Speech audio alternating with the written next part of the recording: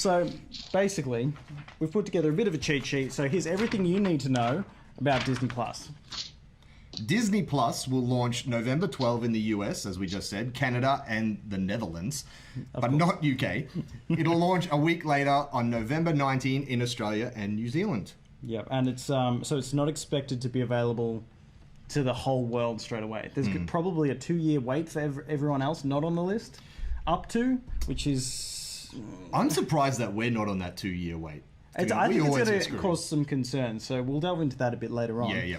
But what about the price points? $8.99 a month, or $89 a year, which makes it around $7.41 a month, saving you nearly $19. So you're better off if you want to get it in for the year. You'll save yourself $19 roughly. Yeah, which how many people only have a streaming service for 6 months? I forget about my streaming service. Anyway, well, that's basically 2 months free if you pay for the whole year. So huge. Disney making the right move there. There's no tiered streams, which I think is really interesting. Yeah. So you're not going to pay extra if you want to HD or 4K. have HD, have extra screens. I think it's 4 different screens capped, and unlimited resolution. Cool. So there's none of that extra stuff there, which is good. What's on it, Julesy?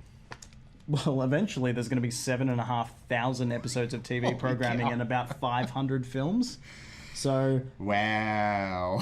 We don't have an official list. I did reach out to Disney today to try and get a full list, but they're not releasing those details just yet. But we will know soon enough. It's 11 days away for us here in Australia. Yeah, not too long. I like that it will be organised into 5 sections as well. There'll be Disney, Pixar, Star Wars, Marvel, and National Geographic. 5 sections, but I feel like it needs so much more than 5 sections. They need a whole Simpsons. A whole lot of content's going to come under Disney, and you'd presume that The Simpsons is going to come under that as well. I guess because it's not going to come under Star Wars. No. But here's what we know in terms of content that's coming. This is the stuff that we found most interesting. So we're going to get all of the MCU films, including the Avengers Endgame at launch. They just announced that this week. It's going to include new Marvel shows, Falcon and Winter Soldier, WandaVision, Loki. No Spider-Man, though. Because that's a Sony property. Yes, that's Sony's still no Tom Holland Spider-Man, no Venom. Which I could understand if Venom's not on there, but the Holland ones, I know it's still a Sony property, but I'm excited about all 30 seasons of The Simpsons. That's holy cow. I haven't watched The Simpsons in 10 years, so I'm very excited to get back into it. It'd be nice to watch it all from the start, no interruptions, no massive box set and changing discs. Yeah, that's because that's the way I watched it. So many discs. Anyway, that's great. 30 seasons of The Simpsons just at your fingertips, which is wonderful. You're excited about this. Star Wars is, we're going to get The Mandalorian from launch. That's awesome. But it's going to be... It's not going to come out straight away. It's going to be weekly episodes. Is it? Yeah. I didn't realize that. Which means we're going to have a lot more content to watch after The Rise of Skywalker. Going into next year, we're going to have fresh Mandalorian. I wonder why they're doing that. But due to some contractual issues, we're not going to have things like The Last Jedi or Solo, a Star Wars story, because Disney quite haven't worked out their still obligations. Out to other, waiting for a few things to clear. Is it like Stan? We're talking because Stan has all. In Australia, it'd be Stan, but Disney have actually teamed up with a cable channel called Stars in the US, and when you sign up for Disney Plus, they claim they're going to be ad-free. This is going to be an ad-free streaming service, but you'll actually receive some sort of advertisement for Stars in the US, right? So, but only for that content, and it's when you sign up for the thing. So, now I think this is huge.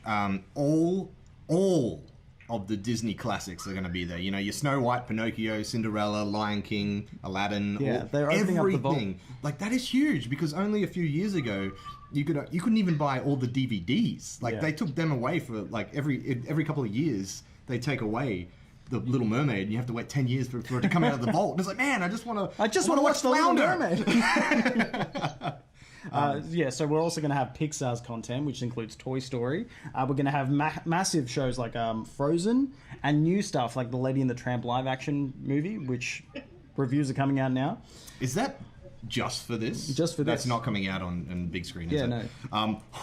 90s Marvel Comics X-Men animated series. Oh my god, that's almost as exciting as The Simpsons. That was the greatest. It's almost up there with like the Batman animated series. It's so good. Yeah, really. I think I really skipped a point here. That's all good. We'll also have Avatar, and there's a whole like 7 Avatars coming out. James Cameron's going Avatar crazy, and we haven't even seen the sequel yet, so that'll be interesting, and that's going to be heavily involved with Disney Plus.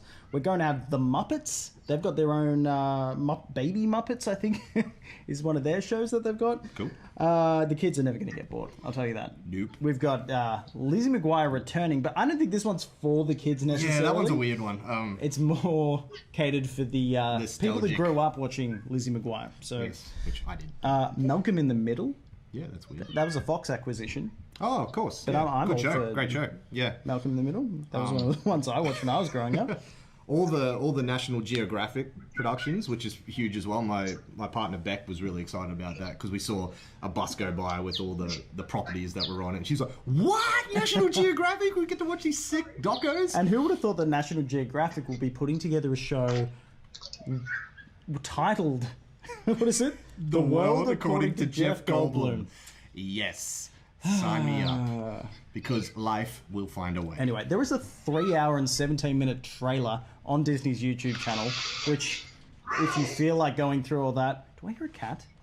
Santa, are you okay? Santa is now a cat. Oh, are you talking to me? Apologies. Thought we heard a cat there. There's some sort of creature. But I think this is really cool that you're able to download all content. Yeah. Because there's some things on Netflix and Stan that you can't download, and they're normally the good things. Good for road trips. Yeah. Load it all onto the iPad. Here you go, kids. When you go on those long flights, download all of The Mandalorian and watch it. And I will do that. You definitely will. So where you can watch it, that's going to be an interesting thing. You can obviously watch it on all the usual places. You've got your Apple TV, including you can use your iPhone, iPad, or the browser as well. You can watch it on any Google device, including the Chromecast, Microsoft's Xbox One, Sony's PlayStation 4. You'll also be able to watch it, and Roku, which I haven't actually heard of, but it's a Roku TV. Yeah, I don't know what that is. I don't know. I feel like I'm a bit behind there. But there's a really cool feature that Disney Plus have now put out as well. If you go onto their Twitter account, they're posting each of these new shows that episodes will be coming out. They'll be drip feeding. If you like the post that they've specified, they'll send you notifications to say, hey, there's a new episode coming out. So you can keep up to date with that. That's cool feature. But anyway, that's basically Disney Plus in a nutshell. That's our our Disney sell. We didn't get paid for this, but we've just given you all the facts, and it sounds awesome. Anyway. Santo, what are you thinking, brother? I'm over the moon. I'm actually really, really excited. Obviously, I'm going to sign up straight away. I've been waiting to see exactly what content is going to be on it, because I think there are a few deals that Disney did a couple of years ago before they even realised they wanted to do a streaming service that has basically signed off some of their content, like some of the Marvel movies, a couple of the Star Wars things, so that they're not going to be on the platform right away. I don't know if it's as big of an issue in Australia as it is over in the UK and the US, but yeah, I don't know. I just think that generally speaking, it's cheap.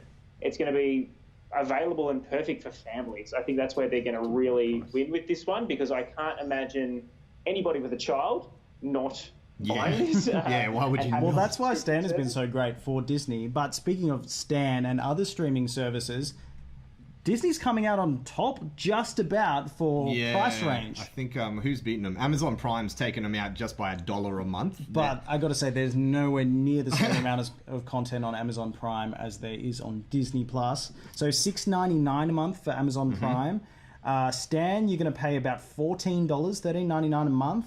Netflix, they're now up to almost $20 a month for a subscription service. Yeah. And then that's for the high-end stuff. One you've been trying out recently as well was Apple's streaming service. Yeah, so Apple, because I just bought a new Mac, I got a year free of Apple TV Plus, or whatever it's called.